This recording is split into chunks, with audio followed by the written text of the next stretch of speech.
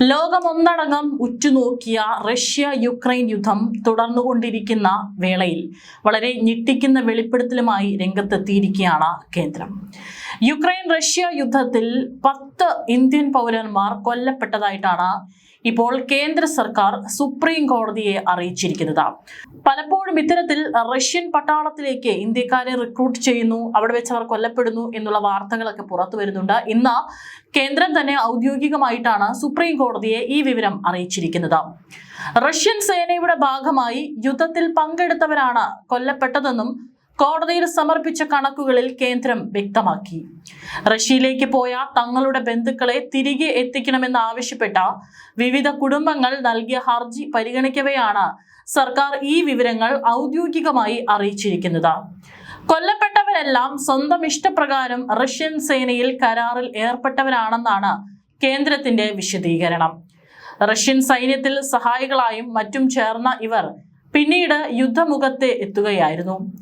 യുദ്ധമേഖലയിൽ കുടുങ്ങിക്കിടക്കുന്ന ബാക്കിയുള്ള ഇന്ത്യക്കാരെ സുരക്ഷിതമായി നാട്ടിലെത്തിക്കാനുള്ള നയതന്ത്ര ചർച്ചകൾ തുടരുകയാണെന്നും സർക്കാർ കോടതിയെ ബോധിപ്പിച്ചു. 2022 ഫെബ്രുവരിയിൽ ആരംഭിച്ച റഷ്യ യുക്രൈൻ യുദ്ധം ഇപ്പോഴും രൂക്ഷമായി തുടരുകയാണ്. റഷ്യക്കാരും ഉക്രൈൻകാരും തമ്മിലുള്ള യുദ്ധമാണ് നടക്കുന്നത്. റഷ്യൻ പ്രസിഡന്റ് വ്ളാഡിമിർ പുടിൻ യുക്രൈന്റെ വ്ളാഡിമിർ സെലൻസ്കിക്കെതിരെ ആരംഭിച്ച യുദ്ധമാണിത്. ഒരു ഇന്ത്യക്കാരൻ അതിൽ എന്ത് കാര്യമാണുള്ളത്? ഈ ചോദ്യം ഉയരുന്നുണ്ട്.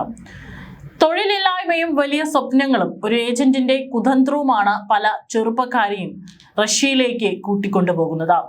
പഞ്ചാബ്, ഹരിയാന, പശ്ചിമ ബംഗാൾ എന്നിവിടങ്ങളിൽ നിന്നുള്ള ആളുകളെയും റഷ്യയിൽ ലാഭകരമായ ജോലികൾക്കായി വശീകരിച്ചുകൊണ്ട് പ്രവർത്തിക്കുന്ന ഒരു ശൃംഖല തന്നെ ഇവിടെ പ്രവർത്തിക്കുന്നുണ്ട്. 2023 ഡിസംബർ മുതൽ 2024 ഫെബ്രുവരി വരെ ഇന്ത്യ വിട്ട നിരവധി ഇന്ത്യൻ പൗരന്മാരെ റഷ്യൻ സൈന്യത്തിലേക്ക് റിക്രൂട്ട് ചെയ്തിട്ടുണ്ട്. വിദേശകാര്യ മന്ത്രാലയത്തിന്റെ കണക്കനുസരിച്ച് ഏകദേശം 30 മുതൽ 40 ഇന്ത്യക്കാർ റഷ്യൻ സൈന്യത്തിൽ സേവനമനുഷ്ഠിക്കുന്നുണ്ട്. സൈന്യം വിട്ട് ഇന്ത്യയിലേക്ക് മടങ്ങാൻ അവരെ അനുവദിക്കുന്നില്ലെന്നും റിപ്പോർട്ടുകൾ വെളിപ്പെടുത്തിയിട്ടുണ്ട്. റഷ്യയിൽ തൊഴിലവസരങ്ങൾ തേടുമ്പോൾ ഇന്ത്യക്കാർ ജാഗ്രത പാലിക്കണം.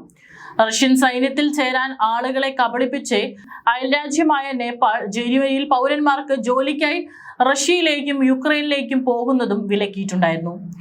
റഷ്യക്ക് സ്വന്തം മുന്നണികളിൽ പോരാടാൻ ആരോഗ്യമുള്ള ആളുകളെ ആവശ്യമുള്ള ഒരു സമയത്ത് ഇന്ത്യക്കാർ റഷ്യയിൽ ഏറ്റെടുക്കാൻ ഉദ്ദേശിക്കുന്ന ഏതൊരു ജോലിയെക്കുറിച്ചും ജാഗ്രത പാലിക്കേണ്ടതുണ്ട്.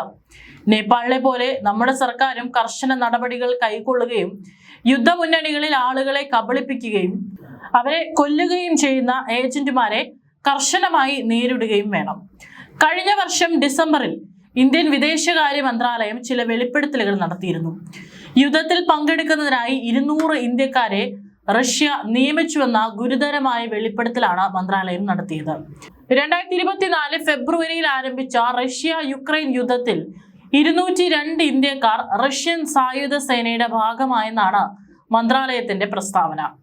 യുദ്ധത്തിൽ 26 ഇന്ത്യക്കാർക്ക് ജീവൻ നഷ്ടമായതായും 7 പേര് റഷ്യൻ അതിർത്തിയിൽ വെച്ച് കാണാതായതായും പ്രസ്താവനയിൽ മന്ത്രാലയം വ്യക്തമാക്കിയിരുന്നു.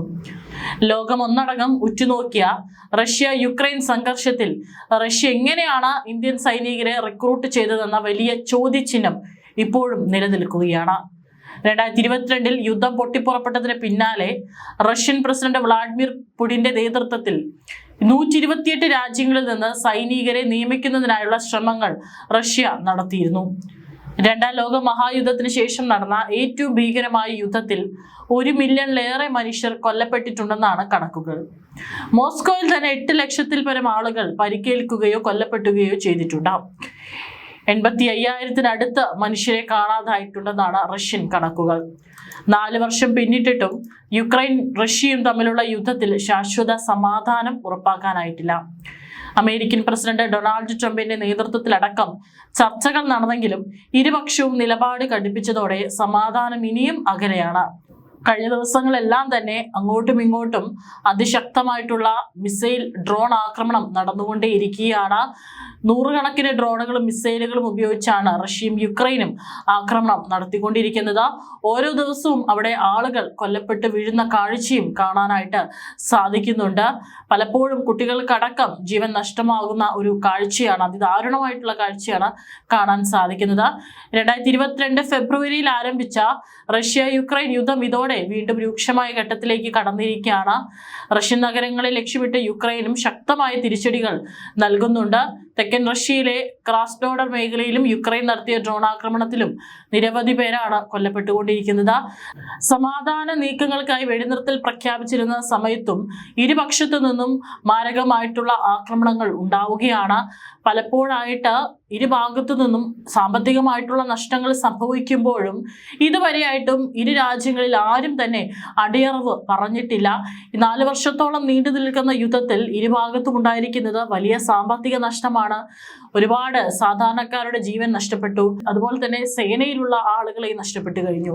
ഈ ഒരു ഘട്ടത്തിലാണ് ഇത്തരത്തിൽ മറ്റുള്ള രാജ്യങ്ങളിൽ നിന്ന് ജോലിക്കായിട്ട് വലയുന്നവരും സാമ്പത്തികമായിട്ട് ബുദ്ധിമുട്ടിലാകുന്ന ആളുകളെയൊക്കെ തന്നെ പട്ടാളത്തിലേക്ക് റിക്രൂട്ട് ചെയ്യുകയും അവർ ഈ കെണിയിൽ ചെന്ന് വീഴുകയും ചെയ്തിരിക്കുന്നത്. ഏതായാലും കേന്ദ്രം തന്നെയാണ് ഇന്ന് സുപ്രീം കോടതിയിൽ ഔദ്യോഗിക കണക്കുകൾ വ്യക്തമാക്കിയിരിക്കുന്നത്.